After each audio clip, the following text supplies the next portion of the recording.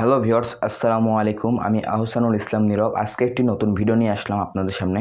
আজকের ভিডিওটি হচ্ছে রসায়নের ধারণা অধ্যায় থেকে একটি সৃজনশীল প্রশ্ন। তো প্রশ্নটি, দৃশ্য ১, বিদ্যুৎ এক প্রকার শক্তি। বিদ্যুৎ ও বিতরণ করে বিদ্যুৎ উৎপন্নের সাথে রসায়নের অতপ্রোতভাবে জড়িত। এরপরে দৃশ্য ২, বিজ্ঞানে গবেষণা ও অনুসন্ধানের কার্যক্রমে একটি খণ্ড চিত্র। এ, বিষয়বস্তু সম্পর্কে জ্ঞান অর্জন, কাজে পরিকল্পনা প্রণয়ন। বি, এরপরে ক, টিফয়েল কি? খ, মরিচা কিভাবে সৃষ্টি হয়? গ, উদ্ভিদকে উল্লেখিত শক্তি উৎপাদন ও বিতরণে ব্যবহারের সাথে রসায়নের সম্পর্ক কি? এটা আমরা সলিউশন করব। ঘ, দৃশ্য ২ এর এ ধাপে গুরুত্ব বিশ্লেষণ করো। এটা আমরা সমাধান করব। অধ্যায় রসায়নের ধারণা। তো চলুন সমাধান করা যাক। এই তো আমরা উত্তর লিখেছি। টিফয়েল কি? টিফয়েল হলো আন্তর্জাতিক রশ্মীয় চিহ্নকে টিফয়েল বলে।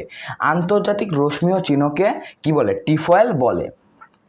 খ, মরিচা কিভাবে সৃষ্টি হয়? অক্সিজেন ও জলীয় বাষ্পের প্রভাবে দীর্ঘদিন লোহা জাতীয় জিনিসকে বাহিরে রাখলে যে লাল বর্ণ আকার ধারণ করে তাকে মরিচা বলে। মরিচা সৃষ্টি হয় অক্সিজেন ও জলীয় বাষ্পের প্রভাবে। মরিচা কিভাবে সৃষ্টি হয়? মরিচা সৃষ্টি হয় অক্সিজেন ও জলীয় বাষ্পের প্রভাবে। এরপরে গ নাম্বার, উদ্দীপকে উল্লেখিত শক্তি উৎপাদন ও বিতরণের ব্যবহারের সাথে রসায়নের সম্পর্ক কি?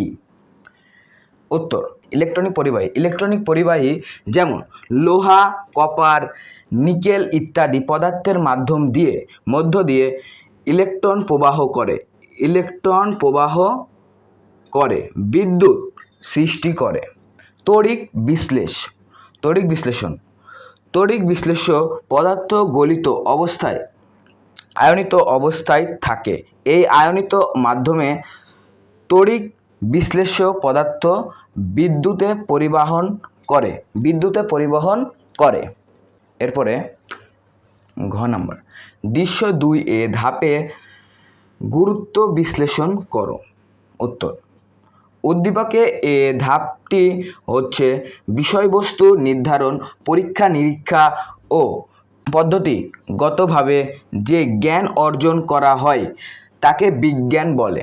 আর পরীক্ষা নিরীক্ষার মাধ্যমে কোনো কিছু জানার চেষ্টা করাকে গবেষণা বলে। এরপরে গবেষণা প্রথম নির্ধারণ করতে হবে কি জানতে চাই সে সম্বন্ধে, তারপর বই, ইন্টারনেট ইত্যাদি বিষয়ে কাজ করে সে বিষয় সম্পর্কে জ্ঞান অর্জন করা। তাহলে ঘ নাম্বারটা এটা উত্তর। তো আজকের ভিডিওটি এই পর্যন্তই। তো ভিডিওটি কেমন লাগলো অবশ্যই কমেন্টে জানাবেন। দেখা হচ্ছে নেক্সট কোনো ভিডিওতে। সে পর্যন্ত সবাই ভালো থাকবেন, সুস্থ থাকবেন। আল্লাহ হাফেজ, আসসালামু আলাইকুম।